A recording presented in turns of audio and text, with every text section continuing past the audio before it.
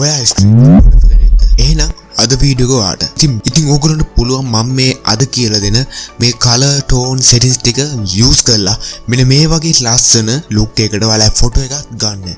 එහෙනම් ඉතින් වීඩියෝ එකත් එක්ක ඉතින් මේ use කරන්නේ lightroom mobile එක. ඉතින් මේක ඕගොල්ලන්ට lightroom CC version එකනොත් ඒ වගේම Photoshop CC version එකකිනුත් කරගන්න පුළුවන්. මම මේ විදිහට ෆොටෝ එක open කරලා තියෙනවා. ඊට පස්සේ ඉතින් ඕගොල්ලන්ට පුළුවන් මෙතන තියෙනවා.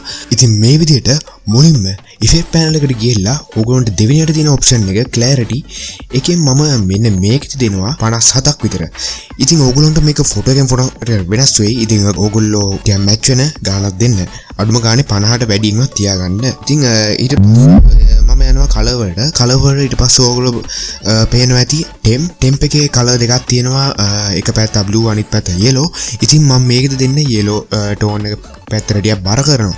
ඉතින් ඕගොල්ලෝගේ ඒක ඔයාලා ෆොටෝ එකේ හැටියට ඔයාලා කැමැත්ත හැටියට ඕගොල්ලෝ දාගන්න. ඉතින් මම මේ විදිහට temp එක දෙනවා 19ක් විතර. ඊට පස්සේ tint එකක් මම 6ක් විතර දෙනවා. ඊට පස්සේ vibrance එක මම ටිකක් වැඩි කරනවා. වැඩි කරලා saturation එක අනිවාර්යෙන් අඩු කරන්න මතක තියාගන්න. ඊට පස්සේ මම යනවා mix කියන color tab එකට. ඊට පස්සේ ඕගොල්ලන්ට පේනවා ඇති yellow orange එකයි ඊට පස්සේ blue එකයි ඒවයි saturation ටිකක් වැඩි කරන්න ඕගොල්ලෝ අමතක කරන්න එපා. ඊට පස්සේ මම යනවා color grading කියන tab එකට. color grading tab එකේ ඒ grading කියන tab එකේ ඕගොල්ලෝ මං ඉස්සෙල්ලා කිව්නේ temp කියන එකේදී ඕගොල්ලෝ use කරන පාට අනුව තමයි මෙතනදී වැඩි වෙන්නේ. ඉතින් ඕගොල්ලෝ කහ පාටට හුරු පාට ඒ පැත්තට බර වුණා නම් ඕගොල්ලෝ මෙතනදී කහ පාටක් තැඹිලි පාටක් වගේ දෙන්න. නිල් පාටක් වුණා නිල් පාටක් වගේ දෙන්න. ඊට පස්සේ highlights වලදී මම මෙතන නිල් පාට දෙනවා. ඊට පස්සේ අරකේ විරුද්ධ එක තමයි කරන්න ඕනේ. ඕගොල්ලෝ කහ පාට කරා නම් මෙතනදී ඕගොල්ලෝ දෙන්න ඕනේ නිල් පාට. ඕගොල්ලෝ නිල් පාට temp එකක් තේරුවා නම් මෙතන දෙන්න ඕනේ කහ පාට. මේ විදිහට මේක කරලා highlights මුනින්ම අඩු කරනවා.